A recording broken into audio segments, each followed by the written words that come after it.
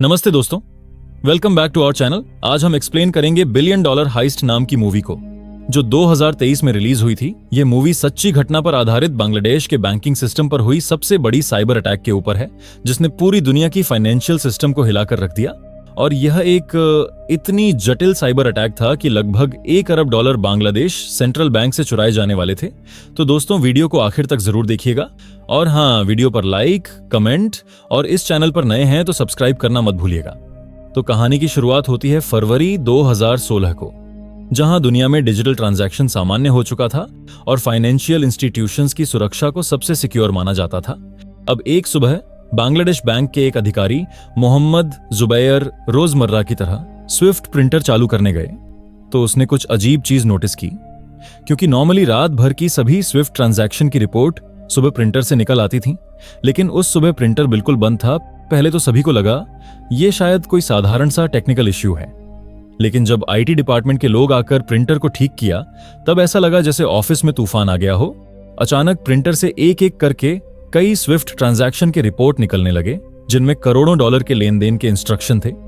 उन रिपोर्टों पर जो नाम, पता, अकाउंट नंबर और एड्रेस दिए गए थे, उन्हें देखकर वहां के कर्मचारियों की आंखें फटी की फटी रह गईं। ज्यादातर ट्रांजैक्शन फिलीपींस के कुछ अनजाने बैंकों को भेजे गए थे। यह देखकर शक की कोई गुंजाइश नहीं रही कि बांग्लादेश बैंक पर एक बहुत बड़ा साइबर अटैक हुआ है। खैर, हैकरों ने बांग्लादेश बैंक के सिस्टम में दाखिल होने के लिए जिस तरीके का इस्तेमाल किया था उसे स्पीयर फिशिंग कहा जाता है, एक तरह का साइबर अटैक।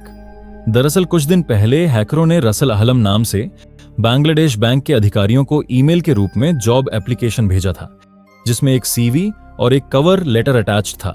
लेकिन यह कोई नौकरी के लिए भेजा गया साधारण ईमेल नहीं था, बल्कि हैकरों ने अपनी चालाकी दिखाते हुए सीवी के अटैच फाइल के अंदर एक मैलवेयर छिपाकर रखा था। अब बैंक के 3 कर्मचारी हैकरों द्वारा बिछाए गए जाल में फंस गए और अटैच्ड फाइल डाउनलोड कर बैठे। फिर कुछ ही देर में मैलवेयर बांग्लादेश बैंक के सर्वर के अंदर फैल गया। हालांकि हैकर्स बैंक के सिस्टम में घुसने में कामयाब हो गए थे, लेकिन उन्होंने फौरन कोई कदम नहीं उठाया, बल्कि अपने प्लान के मुताबिक सिर्फ सिस्टम में मौजूद रहकर सही समय का इंतजार किया। फिर सही समय आने पर उन्होंने अपना टारगेट चुन लिया, जो था स्विफ्ट सिस्टम, मतलब society for world wide interbank financial telecommunication. Swift बैंकों द्वारा चलाई जाने वाला एक ग्लोबल नेटवर्क सिस्टम है, जिसका इस्तेमाल इंटरनेशनल मनी ट्रांसफर के लिए किया जाता है। अब दूसरे देशों की तरह बांग्लादेश बैंक का भी federal reserve bank of New York में एक अकाउंट था। आमतौर पर देश के रिजर्व के पैसे सिक्योरिटी और इंटरनेशनल ट्रांजैक्शन जारी रखने के लिए इस अकाउंट में रखे जाते हैं। फेडरल रिजर्व बांग्लादेश के रिजर्व को डॉलर और सोने के रूप में अपने वॉल्ट में रखता है। इस अकाउंट के जरिए पेमेंट के लिए जो तरीका इस्तेमाल होता है उसे स्विफ्ट कहा जाता है, एक मल्टी लेवल सिक्योरिटी सिस्टम। लगभग हर दिन पूरी दुनिया में इस सिस्टम का इस्तेमाल करके 35 मिलियन से अधिक फाइनेंशियल ट्रांजैक्शंस किए जाते हैं। यह कोई साधारण साइबर क्रिमिनल्स का ग्रुप नहीं था, बल्कि बेहद चालाक साइबर क्रिमिनल्स थे। उन्होंने यह भांप लिया था कि इस सिस्टम पर नियंत्रण पाने का मतलब है सीधे वॉल्ट की चाबी अपने हाथ में लेना। अटैक बेहद सटीक था, जिसमें बैंक की अंदरूनी जानकारी और सुरक्षा प्रणाली की कमजोरियों का फायदा उठाया गया था। यह साइबर अटैक 1 साल से भी अधिक समय से प्लान किया जा रहा था। हैकरों ने स्विफ्ट से जुड़े एक विशेष कंप्यूटर का एक्सेस अपने हाथ में ले लिया। अब वो कंप्यूटर जिसका एक्सेस हैकरों के पास था, वह एक प्रिंटर से कनेक्टेड था। वही प्रिंटर जिसे कहानी की शुरुआत में हमें दिखाया गया था, जहां से रोजाना रात भर के ट्रांजैक्शन की रिपोर्ट प्रिंट होकर निकलते थे। बैंक अधिकारी सुबह उन प्रिंटआउट को देखकर समझते थे कि पिछली रात को कौन कौन से इंटरनेशनल ट्रांजैक्शन हुए हैं। अब हैकरों ने ध्यान से बैंक के संचालन का अध्ययन कर सही मौके का इंतजार किया, और जब उन्होंने अटैक किया तो वह इतनी सटीकता के साथ किया गया था कि कामयाबी मिलना लगभग तय था। उन्होंने बड़ी बारीकी से प्रिंटर को भी ऑफलाइन कर दिया ताकि कोई रिपोर्ट बाहर न निकले और बैंक के भीतर कोई समझ ही न पाए कि रात के अंधेरे में आखिर क्या हो गया। जब दांव पर लाखों करोड़ों डॉलर हों, तब हर चाल शतरंज की मोहरे की तरह सटीक बैठानी पड़ती है। सब कुछ अच्छी तरह से प्लान करने के बाद हैकरों ने अपने आखिरी हमले के लिए बेहद चालाकी से एक टाइम चुना। 4 फरवरी गुरुवार की रात, जब उनके पास छुट्टियों के सिलसिले का एक बढ़िया अवसर था। बांग्लादेश में शुक्रवार और शनिवार को लगातार 2 दिन बैंक बंद रहता है, वहीं फिलीपींस में शनिवार और रविवार को छुट्टी होती है। यानी दोनों देशों की छुट्टियों को मिलाकर ऐसा समय बना जब लगातार 3 दिनों तक बैंक बंद रहेगा। और कोई भी यह नहीं जान पाएगा कि बैंक के सिस्टम में कोई असामान्य घटना घट चुकी है। हैकरों ने इस मौके को गोल्डन विंडो के रूप में देखा और इसका फायदा उठाकर 4 फरवरी की रात स्विफ्ट सिस्टम के जरिए उन्होंने 35 फेक ट्रांजैक्शन रिक्वेस्ट भेजे, जिनकी टोटल अमाउंट लगभग 1 अरब यूएस डॉलर थी। यह दुनिया भर के फाइनेंशियल इंस्टीट्यूशंस के लिए एक चेतावनी थी कि कोई भी साइबर अटैक के खतरे से सुरक्षित नहीं है। खैर, अब फॉर्चुनेटली उन 35 में से 30 पेमेंट ऑर्डर न्यूयॉर्क के फेडरल रिजर्व बैंक के ऑटोमेटिक सिस्टम से निकलकर मैनुअल रिव्यू में चले गए। वहां के अधिकारियों ने देखा कि इतनी बड़ी रकमों के पेमेंट ऑर्डर किसी संस्था के लिए नहीं बल्कि पर्सनल अकाउंट में भेजे गए हैं। इसलिए यूएस फेडरल रिजर्व ने उन ट्रांजैक्शंस को ब्लॉक कर बांग्लादेश बैंक से संपर्क करने की कोशिश की, लेकिन वीकेंड हॉलिडे के कारण कोई जवाब न मिलने पर उन्होंने $870 मिलियन के ट्रांजैक्शन होल्ड कर दिए। हालांकि हैकरों की योजना में कई गलतियां भी थीं और इस साइबर अटैक में किस्मत का भी बड़ा हाथ था। इस बीच फिलीपींस के उन अकाउंट से श्रीलंका की शालिका फाउंडेशन नाम की एक ऑर्गेनाइजेशन के लिए पैन एशिया बैंक में $20 मिलियन भेजे गए। अब पैन एशिया बैंक के अधिकारी यह देखकर हैरान रह गए कि इतनी छोटी सी फाउंडेशन के नाम पर इतना बड़ा डोनेशन आखिर कोई क्यों भेजेगा। उन्हें मामला थोड़ा गड़बड़ लगा और इसलिए उन्होंने इसे जर्मनी में स्थित डॉयचे बैंक को रिव्यू के लिए भेज दिया। जांच करने पर उन्होंने पाया कि उस रिक्वेस्ट में फाउंडेशन शब्द की स्पेलिंग गलत लिखी गई थी। हैकरों ने फाउंडेशन की जगह फंडेशन लिखा था, मतलब उन्होंने गलती से बीच में ओ लिखना भूल गए। ये छोटी सी गलती डॉयचे बैंक के अधिकारियों की नजर में आ गई। इतना बड़ा ट्रांजैक्शन रिक्वेस्ट, वह भी गलत स्पेलिंग के साथ, तो शक होना तो लाजमी था। उन्होंने फौरन उस ट्रांजैक्शंस को रोक दिया और इसकी report US federal reserve bank को दे दी। एक साधारण सी स्पेलिंग की गलती ने बांग्लादेश बैंक को और $20 मिलियन खोने से बचा लिया। खैर, अब जैसा कि हमने कहानी की शुरुआत में देखा था, वीकेंड हॉलिडे के बाद जब बैंक खुलता है, मोहम्मद जुबैर बंद परी स्विफ्ट प्रिंटर को ठीक करवाता है तो उन्हें कई सारे स्विफ्ट ट्रांजैक्शन के रिपोर्ट मिलते हैं। जब उन्होंने प्रिंट आउट से निकले रिपोर्ट को अपने सिस्टम के साथ मिलाकर देखा तो उन्होंने पाया कि कई सारे ट्रांजैक्शंस मिसिंग हैं।